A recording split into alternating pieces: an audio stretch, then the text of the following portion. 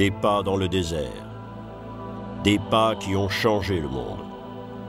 Il y a 2000 ans, un prédicateur juif ambulant apparaissait en Palestine. Il prêchait le renouveau et l'amour.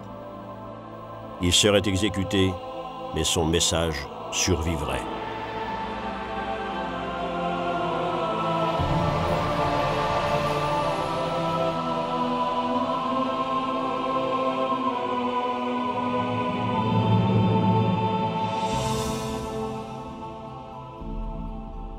L'histoire du christianisme, un cortège infini d'humanité. Une route qui serpente à travers les siècles, pleine d'erreurs et de confusion, pleine de dévotion et de passion. Une route faite non de dates historiques, mais du vécu d'individus. Une histoire de souffrance, mais aussi une histoire de joie. Une laborieuse recherche de la vérité qui dure depuis plus de 2000 ans.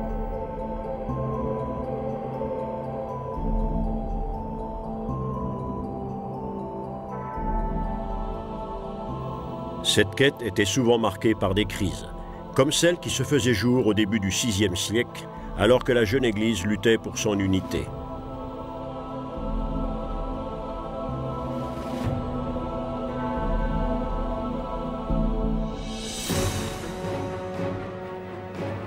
Rome était défendue par un mur d'enceinte long de 20 km, d'une hauteur de 8 mètres et de 4 mètres d'épaisseur.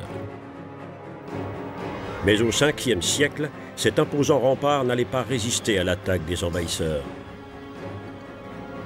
Rome, autrefois capitale du plus puissant empire de l'Antiquité, éveillait la soif de nombreux conquérants. En l'an 410, les Visigoths, venus des territoires germaniques, assiégeaient la ville. Le siège était bref et les barbares pénétraient dans Rome, faisant des milliers de morts. 50 ans plus tard, les Vandales allaient leur succéder.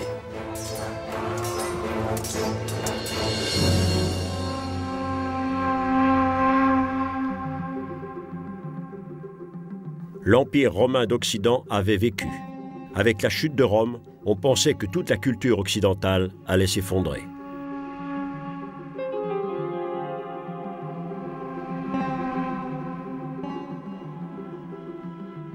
L'ère des migrations atteignait sa première apogée.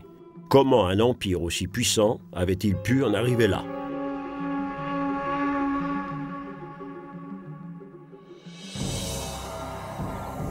Les aires de peuplement des tribus teutoniques étaient encore clairement distinctes au IIIe siècle. À l'est, les Goths occupaient le bassin du Dniepr et de la mer Noire. Les Vandales et les Burgondes, ceux du Bug et de la Vistule. Et les Lombards, les terres comprises entre l'Elbe et l'Oder. Les Huns, peuple de cavaliers asiatiques, allaient bouleverser l'équilibre des nations teutoniques. Les Chinois avaient été capables d'arrêter leur forte poussée expansionniste à l'est grâce à une muraille longue de quelques milliers de kilomètres. Mais la route de l'ouest était grande ouverte. Les Huns, poussant devant eux les tribus teutoniques, avançaient entre la Baltique et la mer Noire jusqu'aux frontières de l'Empire romain.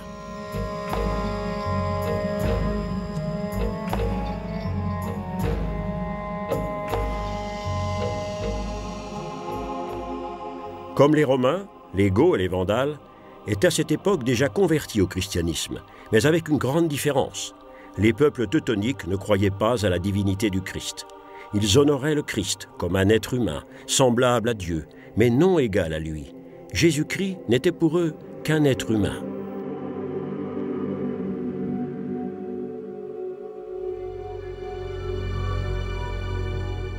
Dans la cathédrale de Speyer se trouve un trésor très spécial. La page d'une Bible gothique, vieille de plus de 1500 ans, que le missionnaire auprès des Goths, l'évêque Wulfila, avait écrite afin de convertir les nations teutoniques.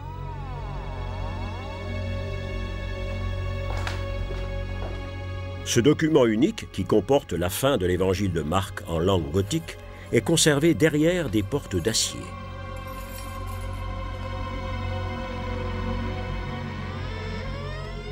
Des chercheurs de l'université de Munich ont pu prouver que cette page provenait de l'authentique Bible traduite par Wulfila.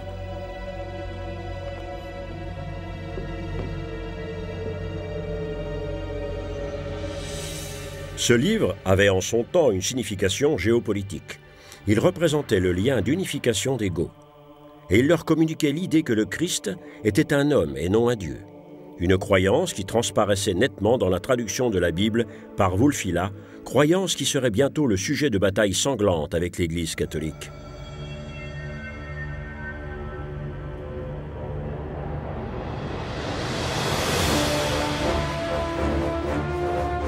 Au 5e siècle, les Teutons chrétiens, convertis par Wulfila, parvenaient aux frontières de l'Empire romain.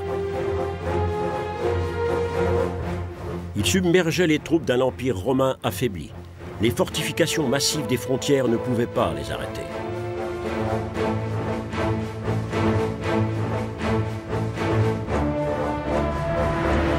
Les Romains n'avaient d'autre choix que de négocier avec les envahisseurs.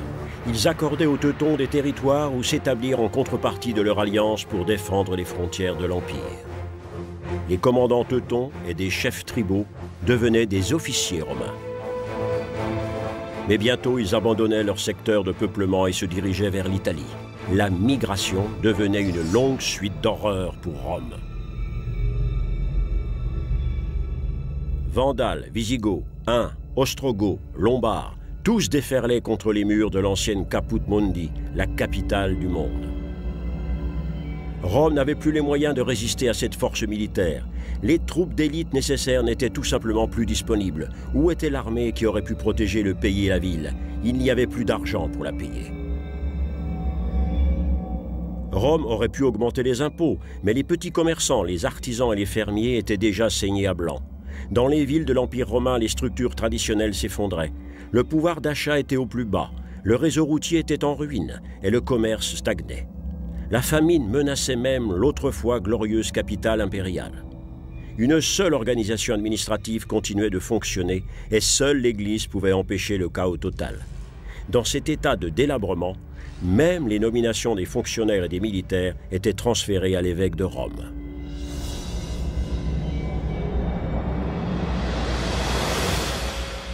En 415, une rencontre mémorable avait lieu à Mantoue.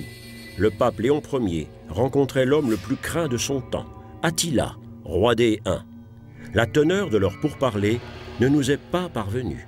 Quoi qu'il en soit, le pape réussissait à empêcher Attila d'assaillir Rome.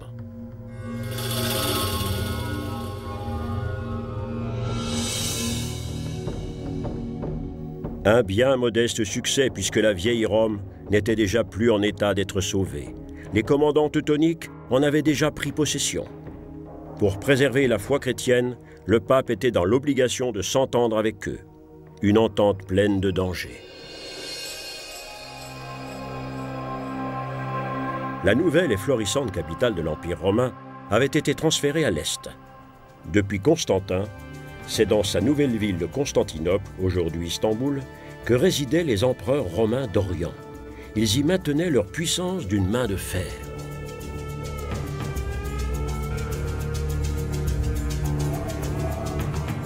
À Constantinople, l'Église était également devenue religion d'État. Elle restait cependant au service de la politique des empereurs romains d'Orient. Ces derniers célébraient leur puissance dans de magnifiques structures comme Sainte-Sophie et maintenaient l'Église et l'État dans les mains d'un même pouvoir, le leur.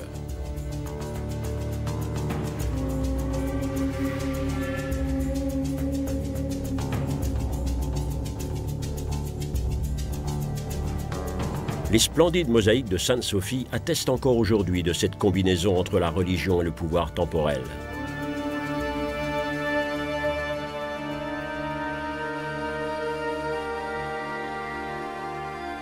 Le Christ règne sur le monde. Mais à côté de lui, l'empereur prend toutes les décisions, qu'elles soient temporelles ou ecclésiastiques. L'empereur était le dirigeant tout-puissant de l'Empire et de l'Église.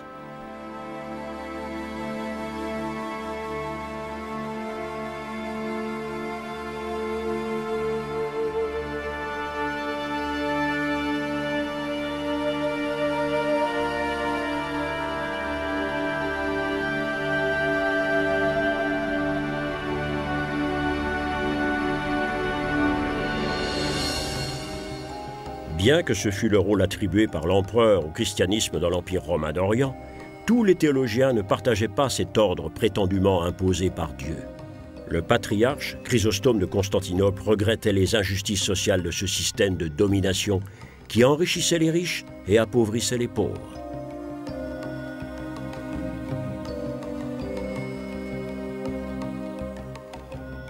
Si on observe la manière dont les propriétaires terriens traitent les pauvres paysans, on arrive à la conclusion qu'ils sont plus inhumains que barbares. Ils lèvent des impôts exorbitants alors qu'eux-mêmes remplissent leurs caves et entrepôts.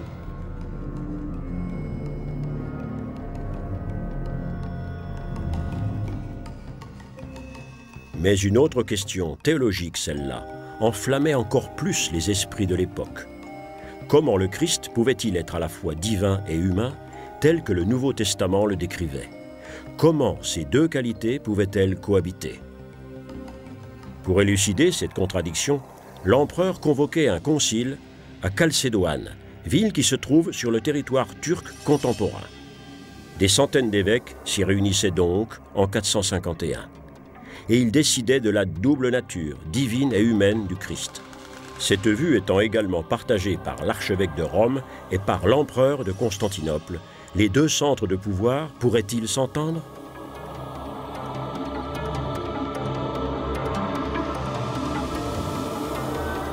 En ce milieu du 5e siècle, une question restait cependant en suspens.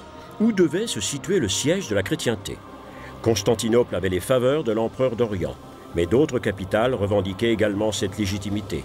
Alexandrie, Jérusalem, Antioche, toutes villes de longue tradition chrétienne et possédant un patriarche. Rome était cependant le principal concurrent à la capitale impériale de Constantinople.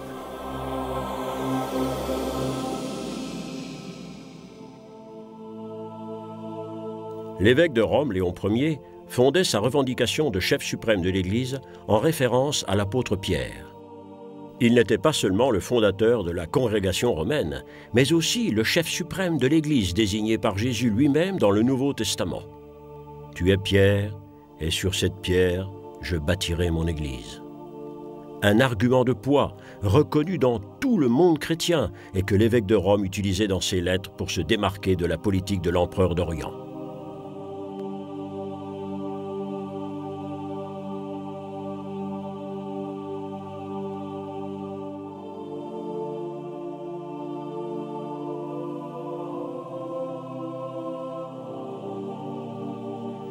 Selon les propres paroles de Jésus, Pierre était bien le vicaire du Christ. « Je te donne les clés du royaume des cieux.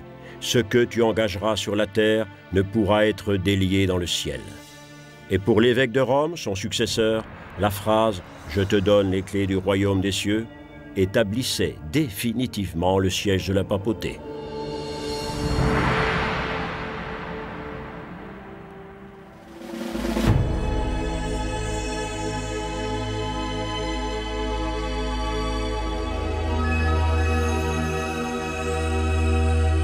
La revendication par l'évêque de Rome du pouvoir de plus haut représentant sur terre de la chrétienté lui valait de nombreux contradicteurs, mais une circonstance politique allait travailler en sa faveur.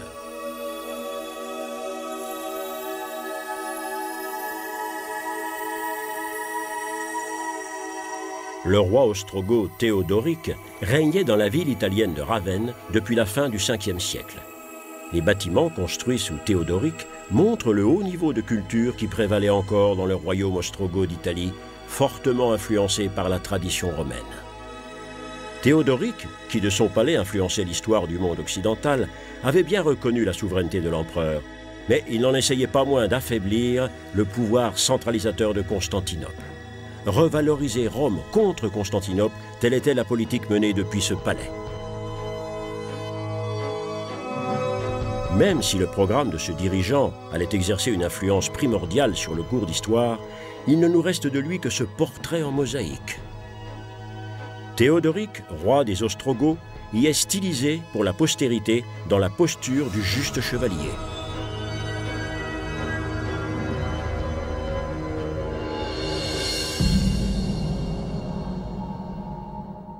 Cette alliance fortifiait la confiance de l'évêque de Rome pour contrer l'influence de l'empereur romain d'Orient. Le pape Symmach préconisait avec force la séparation des pouvoirs, pour la première fois, il y avait séparation des pouvoirs entre les affaires terrestres et les affaires célestes. Cette séparation susciterait de nombreuses polémiques tout au long du Moyen-Âge. Le conflit atteindrait son paroxysme avec la question « Qui est le dirigeant suprême, le pape ou l'empereur ?»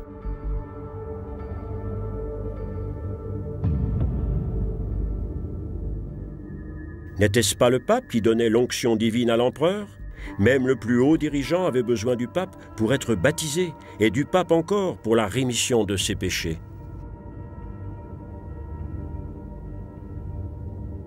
Dans une lettre à l'empereur Anastase, Symmach exposait sans équivoque sa position en ces termes. « Laissez-nous comparer l'honneur de l'empereur à celui de l'évêque. La distance entre les deux doit être mesurée par le fait qu'au premier a été confié le soin des choses terrestres, alors qu'au second ont été confiées les choses du ciel. Ainsi donc, son honneur est, sinon plus haut, du moins sur le même niveau que le vôtre propre. »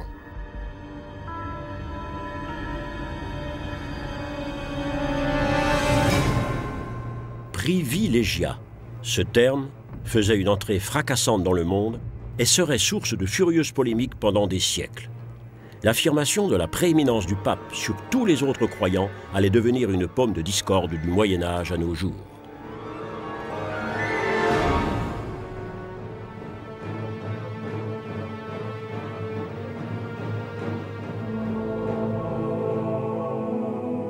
Une autre polémique allait approfondir le fossé entre les chrétiens d'Occident et ceux de l'Empire romain d'Orient, la représentation iconographique. Les croyants sacrifiaient de plus en plus au culte des saints, utilisant encens et bougies devant des images richement décorées. L'empereur, pour sa part, n'autorisait aucune autre adoration que celle d'une simple croix de bois. Il est écrit « Vous ne vous prosternerez pas devant les images ». Mais les croyants étaient incapables d'exprimer leur ferveur religieuse sans ces images, et l'évêque de Rome ne le voulait pas non plus. Le pape, Grégoire II, proclamait « Les images sont instructives ». Et icône, l'image, n'était donc pas un fétiche, objet païen d'adoration, mais plutôt un enseignement pour ces gens incapables de lire ce qui était écrit dans la Bible.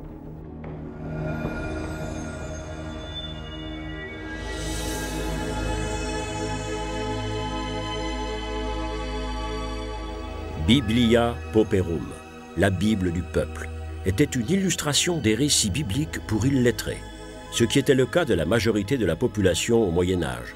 Seuls quelques-uns pouvaient lire et écrire, et les images servaient donc à éclairer le petit peuple des chrétiens.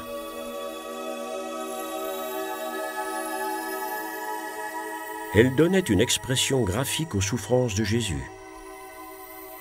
Elles évoquaient la compassion.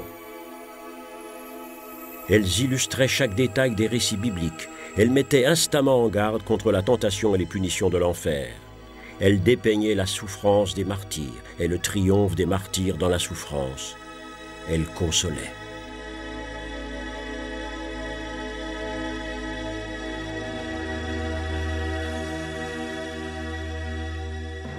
Les mots devenaient images. La puissante imagination des artistes donnait une profonde émotion aux sentences bibliques.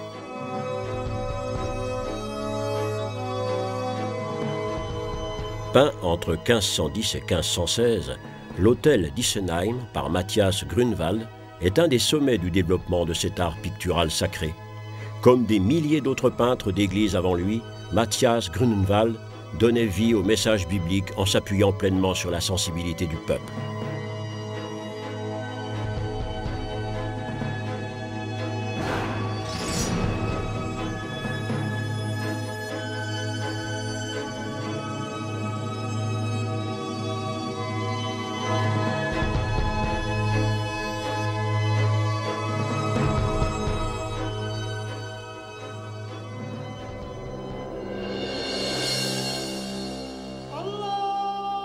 Au 7e siècle, le lieu de naissance historique de la chrétienté, Jérusalem, était soudainement menacé.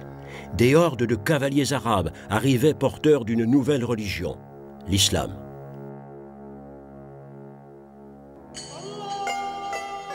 En 638, le calife Omar s'emparait de la ville sainte.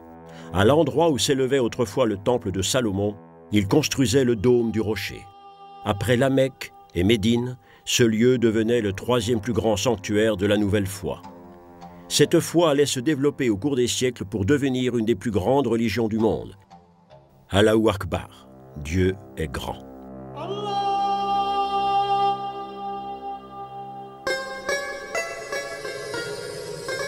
Un livre rassemblait toutes les règles de la foi révélées, selon la tradition, par Dieu lui-même, au prophète Mahomet, sur le mont Hira. Le Coran, le livre des récitations, contient 114 sourates, des commandements précis qui règlent chaque phase de la vie du croyant. Le jeûne, la prière quotidienne, la profession de foi, le pèlerinage, la charité. Ce livre devenait le plus grand défi pour les chrétiens du 7e siècle.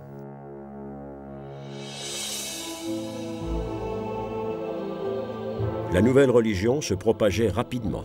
L'islam entrait en compétition avec le christianisme, bien que les deux religions aient de nombreux éléments communs. Jésus est aussi révéré par les musulmans, non pas comme le Fils de Dieu, mais plutôt comme un prophète, un annonciateur de Mahomet.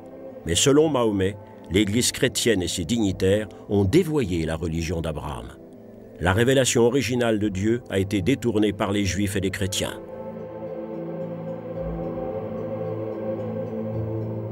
Jusqu'à aujourd'hui, il y a toujours eu de profonds désaccords entre le christianisme et l'islam. Et pourtant, les deux religions sont enracinées dans une même tradition. Comme les chrétiens et les juifs, les musulmans prient le même Dieu unique. Mais au cours de l'histoire, chrétiens et musulmans allaient oublier leurs racines communes. D'innombrables guerres de religion allaient envenimer leur antagonisme. Au 7e siècle, un conflit sanglant commençait, marqué par l'intolérance dans le rapport entre les deux grandes religions.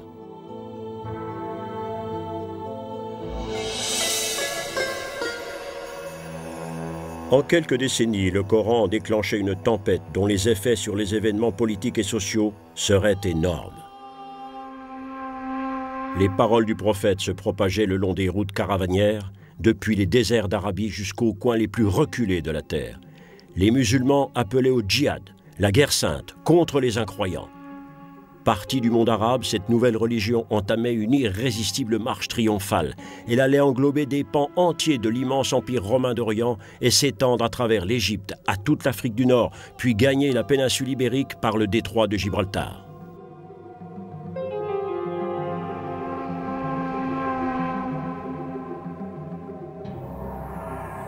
J'ai conquis une ville magnifique. Il suffit pour cela de mentionner que j'y ai trouvé 4000 villas, 40 000 juifs disposés à payer l'impôt, mais aussi 400 lieux de distraction dignes d'un roi.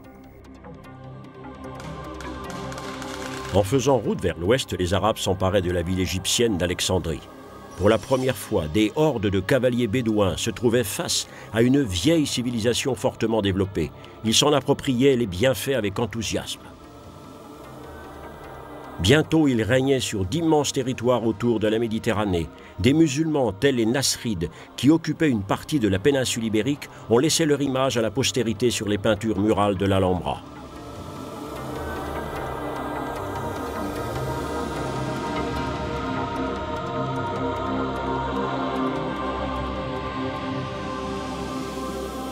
La marche triomphale des musulmans n'affectait pas seulement les chrétiens.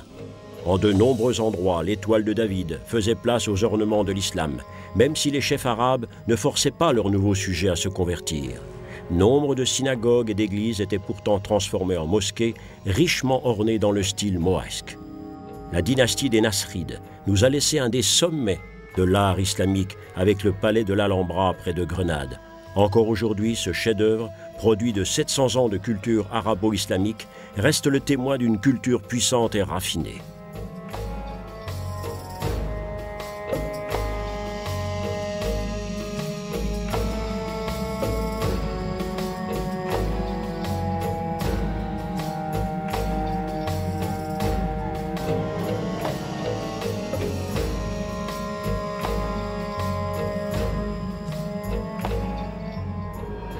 À partir de l'Espagne, les Arabes tentaient d'étendre leur influence sur le reste du continent européen.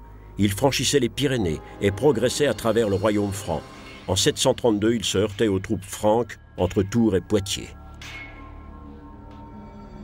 Le chef franc, Charles Martel, devenait alors le défenseur de la chrétienté dans l'imagerie populaire. Sa victoire interrompait l'expansion islamique en Europe et faisait de la France la force agissante de la culture occidentale. Les bouleversements politiques déterminaient le cours de l'histoire. Il en était de même avec la réflexion et la contemplation. Des monastères, comme celui du mont Athos en Grèce, devenaient d'authentiques défenseurs de la culture chrétienne dans ces siècles troublés. Les moines démontraient au monde ce que signifiait vivre une vie chrétienne. Ils préservaient la connaissance de la tradition et maintenaient envers et contre tout l'idéal chrétien d'être des successeurs de Christ, l'esprit de sacrifice tendu vers l'espérance céleste.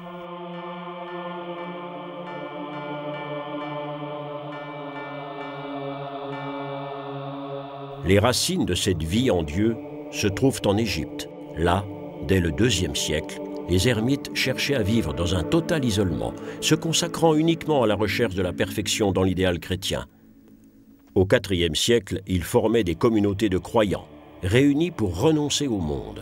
« Si vous voulez être parfait, aurait dit Jésus, vendez vos biens et donnez aux pauvres, et vous amasserez un trésor dans le ciel. »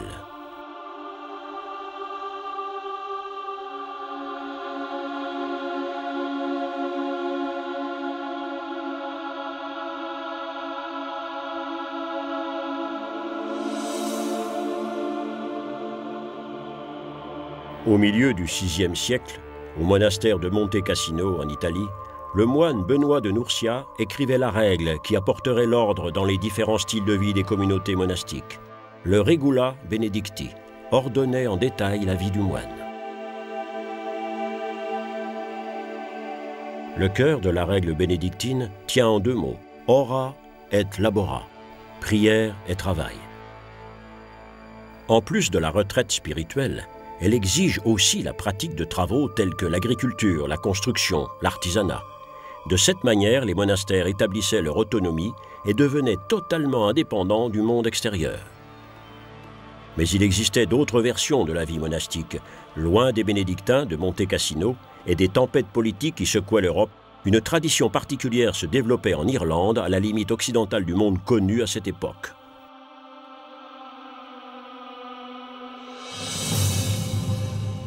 Le monachisme irlandais combinait la philosophie chrétienne, les influences celtiques et la tradition. Alors que les différentes tribus se déchiraient en bataille mortelle sur le continent, le message chrétien était solidement préservé dans ces monastères.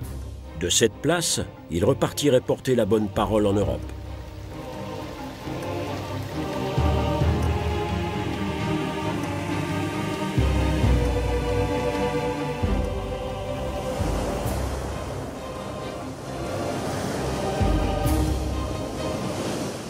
Les moines celtes d'Irlande ne se renfermaient pas dans un lieu spécifique comme Benoît de Nursia l'exigeait de ses frères moines dans la lointaine Italie.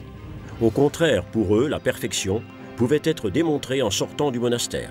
Ils passaient en Angleterre et puis rejoignaient le continent pour continuer leur mission.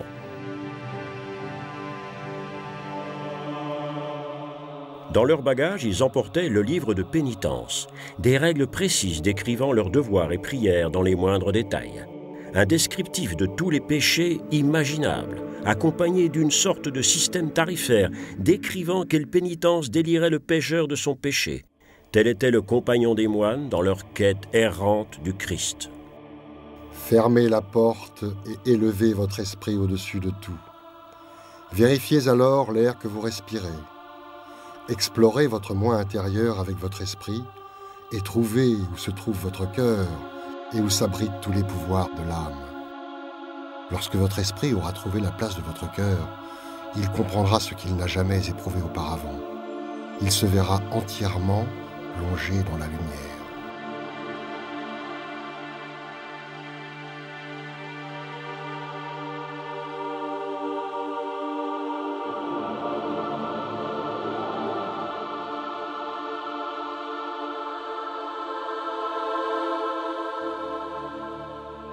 C'est un moine bénédictin anglo-saxon qui s'en allait porter la bonne parole sur la rive droite du Rhin.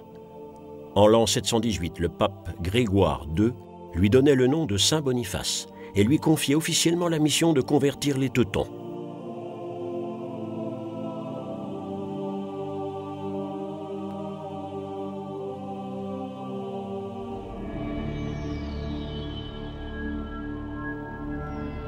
De nombreuses légendes entourent ce missionnaire infatigable qui parcourait le territoire oriental païen du royaume franc, prêchant sur son chemin comme le lui avait demandé le pape. Homme de conviction, il était aussi impitoyable envers ses adversaires, conformément à l'esprit de son temps. Boniface allait rester dans l'histoire comme l'apôtre de l'Allemagne et comme un saint homme. Homme d'action, il convertissait sans relâche et s'attaquait sans intransigeance aux vieux dieux germaniques. On dit qu'il ne faisait qu'une bouchée de certains rites païens, comme le raconte son biographe Willibald. Il se mit à abattre un chêne massif que les païens appelaient le chêne de Jupiter. Voyant cela, les païens se mirent à le maudire comme un ennemi des dieux. Mais à peine avait-il entamé l'arbre que celui-ci s'abattait violemment par terre. Alors les païens se sont convertis à Dieu et ont cru en lui.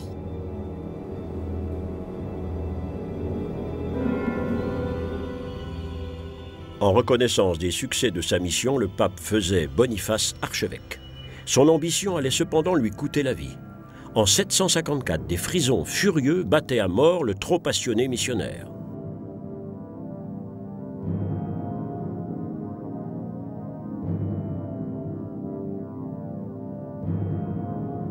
Le corps de Boniface repose aujourd'hui dans la cathédrale de Fulda.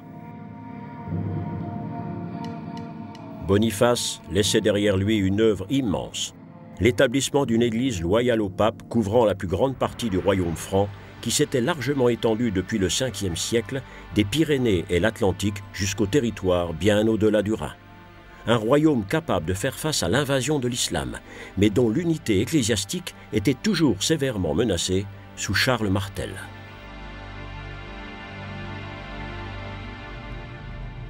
C'est dans la basilique de Saint-Denis près de Paris que se trouvent les tombeaux des premiers chefs du royaume franc. Le premier d'entre eux, Clovis, converti à la foi chrétienne au 5e siècle, n'avait pu établir la nouvelle religion que de manière incertaine.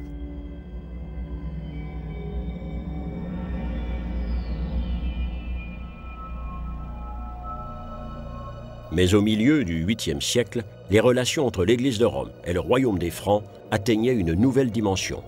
3 ans avant sa mort, Boniface couronnait le chef franc Pépin le Bref, quelque temps seulement avant que le pape ne se place sous la protection du nouveau roi franc. La stratégie politique était claire. On attendait de Pépin qu'il protège Rome des ambitions des Lombards.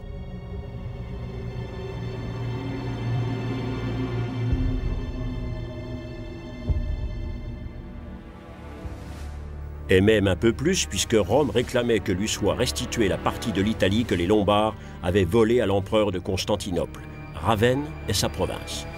Pépin le Bref, roi des Francs, triomphait dans son rôle de protecteur de la papauté. Le pape s'est jeté à terre, vêtu d'une toile de jute et recouvert de cendres, implorant le roi de sauver le peuple de Rome de la main des Lombards. Il a refusé de se relever tant que le roi ne lui aurait pas donné la main. Pépin lui tendait la main pour le relever. La bibliothèque diocésaine de Cologne contient une collection de précieux manuscrits relatant l'histoire de l'Église. On y trouve entre autres le Liber Pontificalis, le livre des pontifes, qui donne un compte-rendu précis des suites de l'incursion militaire de Pépin. Le roi des Lombards a imploré pitié et promis de rendre les villes vaincues. Alors Pépin a fait don de ces villes à la Sainte Église romaine.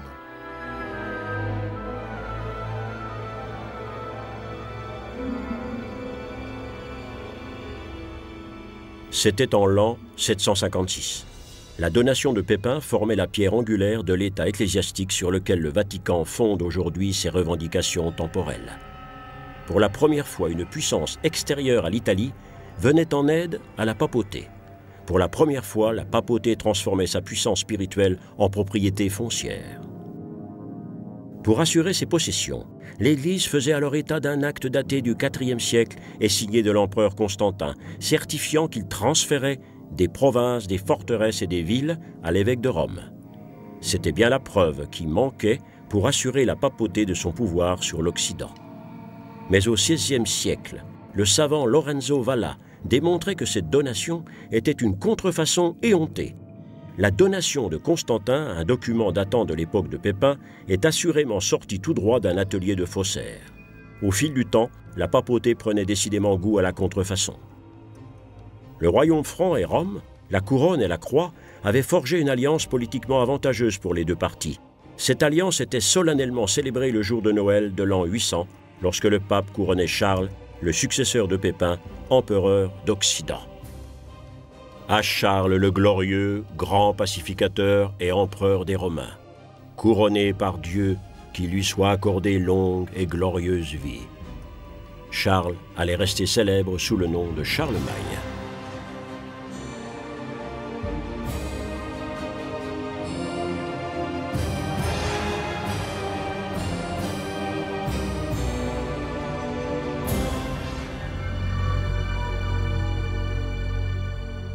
Les intérêts du royaume et de l'Église se rejoignaient sur un point en particulier, la mission chrétienne. Ce que Boniface avait commencé dans la ferveur religieuse, l'empereur Charlemagne allait le continuer par la force militaire et avec la brutalité inhérente à l'époque. Près de la ville de Verdun, le protecteur du christianisme faisait décapiter 4500 païens saxons. Une force de dissuasion sans scrupule. Les évêques protestaient, refusant de voir leur mission effectuée dans le sang.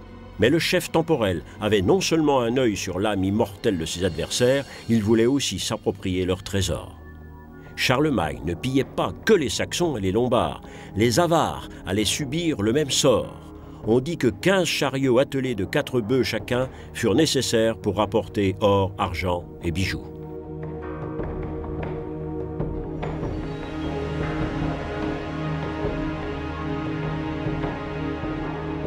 Charlemagne distribuait généreusement ses fortunes. L'Église était un de ses premiers bénéficiaires.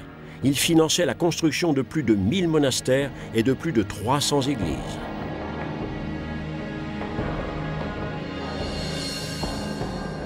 Dans son ambition impériale, Charlemagne faisait construire un palais monumental à Aix-la-Chapelle. Aucun roi franc avant lui n'avait jamais projeté un tel palais. Ce palais devenait un centre d'éducation, d'art et d'études.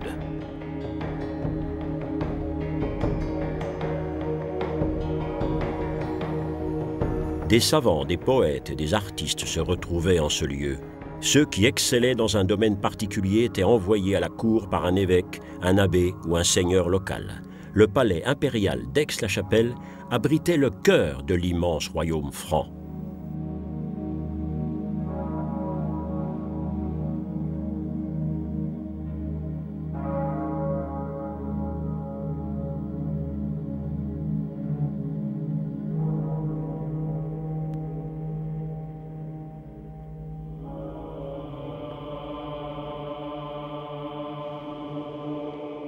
Les plus beaux manuscrits médiévaux nous viennent de cette période.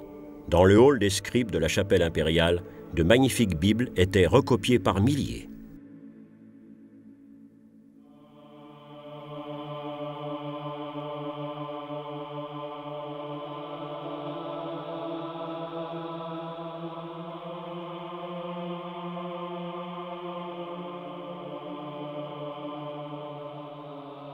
Le glorieux commandant voulait que ces gens deviennent instruits.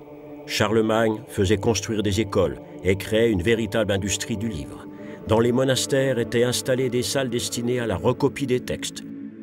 Une quinzaine de scribes travaillaient sur un texte simple, y compris des enfants. Chacun d'eux écrivait 3 pages par jour en moyenne. C'est ainsi que plus de 50 000 livres furent recopiés dans les monastères sous le règne de Charlemagne. Une provision qui assurerait l'autonomie culturelle de la chrétienté dans les siècles à venir.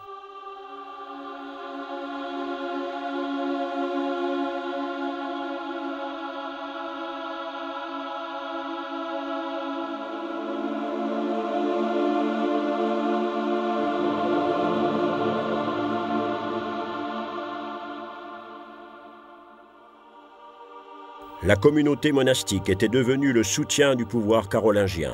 Grâce au travail dans les scriptoria, le message chrétien était présent dans tout le royaume.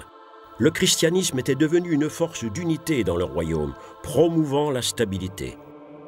Et encore aujourd'hui, ces glorieux manuscrits attestent de la gloire de l'ère carolingienne.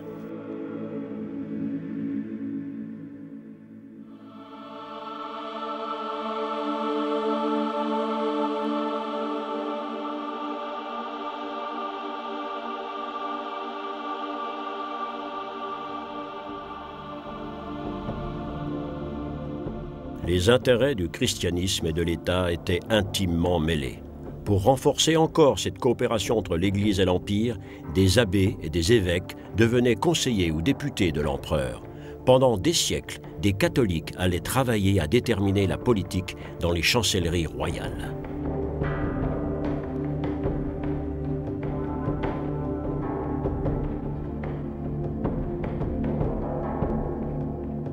Le bras de l'Église s'étendait avec le pouvoir de l'empereur. Les insignes impériaux reflétaient la conscience de l'époque. On y trouvait entremêlés des armoiries de l'État et le message chrétien, la couronne et la croix dans toute leur gloire.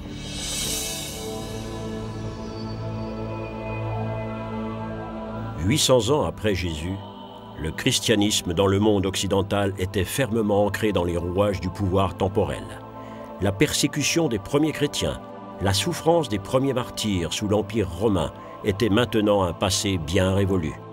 L'Église, autrefois persécutée, était depuis longtemps devenue une puissance étatique qui commençait elle-même à persécuter et à étaler son pouvoir. Était-ce le cours fatal des choses ou un développement inévitable? Le résultat de conditions politiques ou une erreur dans cette interminable recherche de la vérité?